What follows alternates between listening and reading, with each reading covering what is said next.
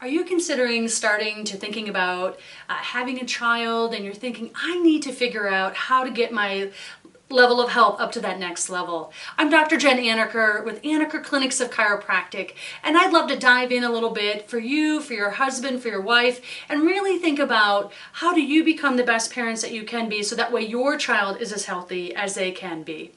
And if you're thinking about conceiving, it's, sooner is better than later. Obviously, it doesn't always happen like this, but if you can think 3 months out, 6 months out, even a year out, which might seem a little longer for some, but whatever you can do to give your body time to heal, regenerate, and to become healthier. So we're going to dive in here. The first one I want to talk about is blood sugar.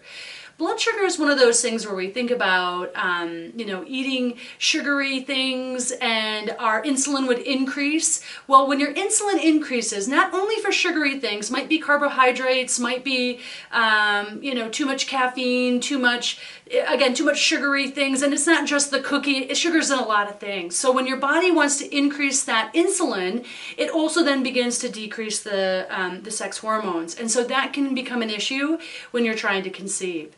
Number 2 is stress. We all experience stress.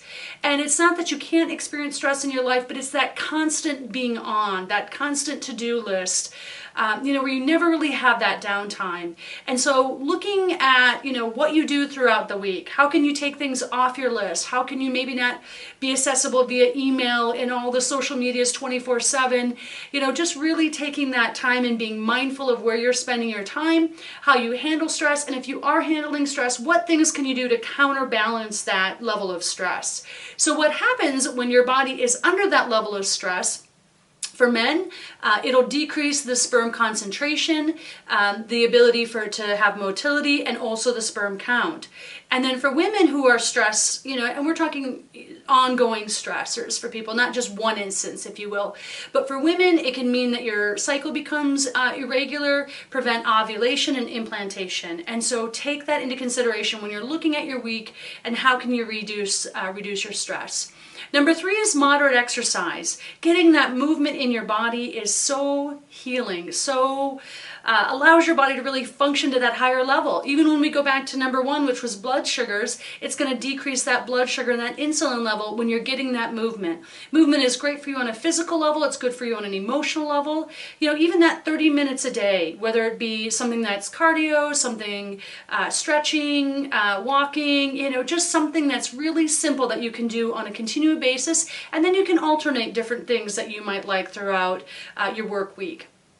Number 4, what are you eating? Start to look at, sometimes you just can't do that 360 change up, but starting to look at your food. What are you eating? Are you eating whole foods versus snacks and crackers and chips and bread?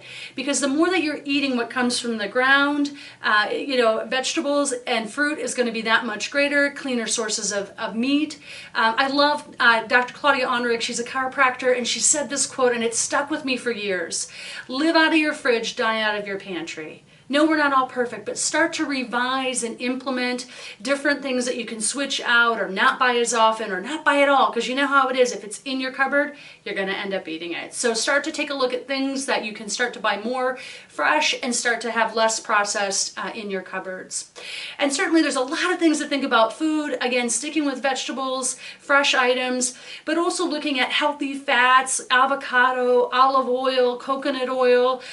Those great fats are awesome for your body. And again, taking out breads and sugars is also a great tip for eating better quality of food. And anytime you can go organic is great. If you're on a tighter budget, look at the Clean 15 and the Dirty Dozen. Just Google that. That'll start to give you at least an idea of where to start as far as where to begin to buy organic.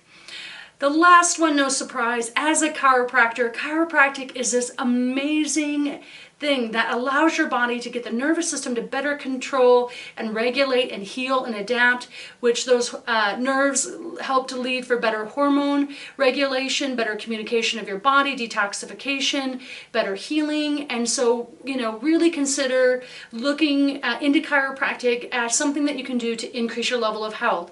As you look to become healthier parents, so therefore you have healthier children, here's a few tips. We wish you well on your journey to parenthood.